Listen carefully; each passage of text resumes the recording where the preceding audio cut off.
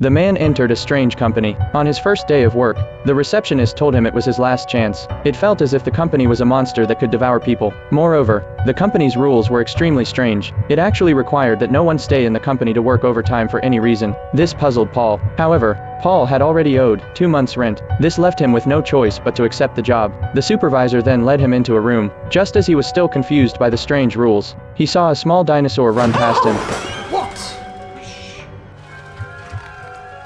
But when he got closer to take a better look, he realized it was just a rat. At that moment, the receptionist pushed in a cart full of maps. It turned out that Paul's job was to mark possible mineral deposits on the maps. Before he knew it, the entire morning had passed. However, due to slow progress, Paul was unable to go for lunch and had to keep working. Just as his hand brushed over the map, he suddenly felt a strange sensation. At that moment, the company's chairman entered the room. He asked Paul to place his hand on the map.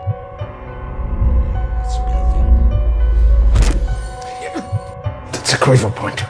This was the first mineral vein Paul had discovered, but before he could mark it, the chairman took Paul straight to his office. The chairman believed Paul had a special talent, so he gave him a new task to find a portable door. That door had the ability to disguise itself. It could transform into any object.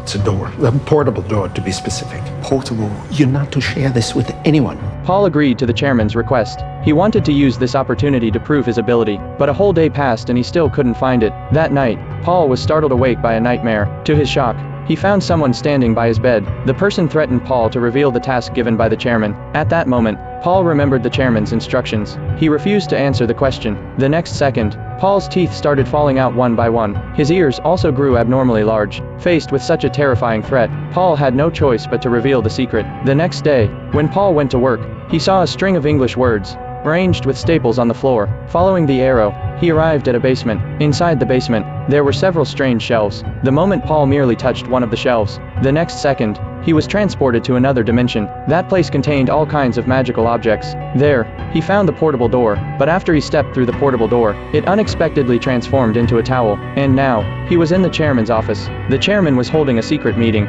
They were planning to use a contract to harvest the employees' souls. At that moment, the chairman sensed that someone was eavesdropping. Panicked, Paul unfolded the towel.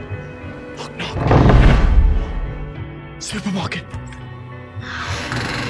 After learning about the chairman's conspiracy, he quickly returned to the office and discarded both his and his colleagues' employee badges. Paul explained the conspiracy to his colleagues. He also showed them the portable door. Together, they used the portable door to travel around the world. After they returned from the seaside, some sand that had stuck to the portable door fell onto the ground. At that moment, the supervisor walked in. The moment he saw the sand, he realized that Paul had found the portable door.